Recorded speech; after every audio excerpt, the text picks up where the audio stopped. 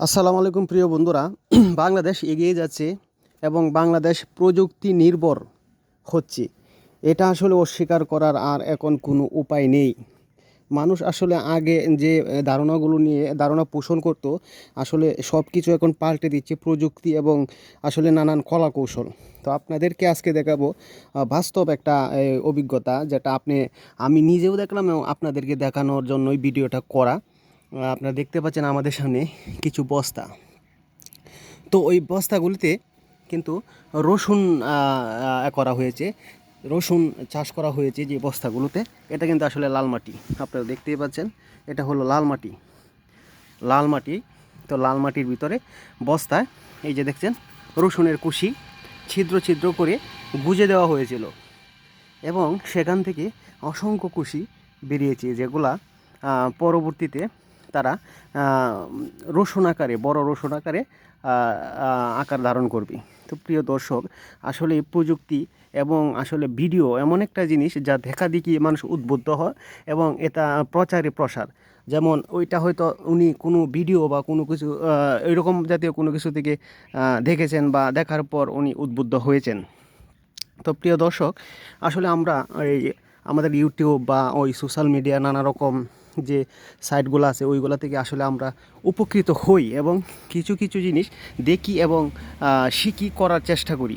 তো প্রিয় দর্শক, সেক্ষেত্রেই মনে হয় যে এই উদ্যোগটা নেয়া, তারা হয়তো এটার দেখেন এটা আসলে T5। তো এটা একটা জাত।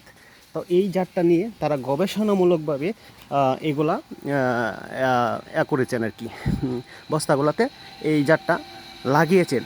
তো এখান থেকে তারা দেখবেন যে এই জাতটা দেখে কীরকম ফলাফল আসে। তো এটা একটা খুবই উন্নত জাত এবং এটা করা হয়েছে একবারে লাল মাটি, যেটাতে আসলে আপনারা জানেন যে ফসল খুবই কম হয় এবং সেই মাটিটা থেকে নানান রকমভাবে সার বা দিয়ে ওটাকে সারযোগ্য করতে হয়। তো আমরা দেখব পরবর্তীতে যে আসলেই এই গাছগুলা কী রকম বা ফলাফল কী আসে। প্রিয় বন্ধুরা, দেখতে পাচ্ছেন এটা আবার আরেকটা জাত T3, আবার এটা T4। তো প্রিয় দর্শক, দেখুন এই গাছগুলা অনেকগুলা রসুন।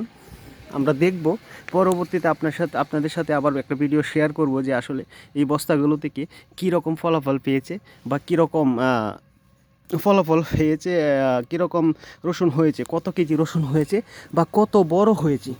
তো এইভাবে চাষ করে লাভবান হওয়া যায় কি না। তো আমরা সাধারণত মাটিতে বুনে চাষ করি, তো মাটিতে না, এটা বস্তাতে।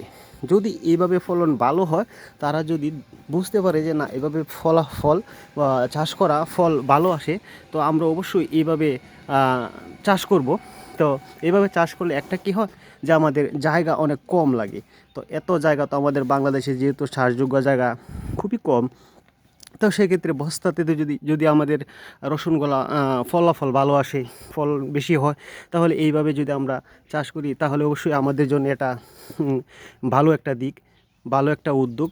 তো প্রিয় দর্শক, ভিডিও আর বড় করব না, এই আপনাদেরকে দেখাই দিলাম যে আমাদের বস্তাগুলো দেখুন, সবগুলো বস্তাতেই কিন্তু ওই ছিদ্র করে করে ওই লাগানো হয়েছে। তো প্রিয় বন্ধুরা, আপনাদেরকে অবশ্যই আমি পরবর্তী ভিডিওতে দেখাবো যে রসুনগুলা কেমন হয়েছে। ভালো থাকবেন।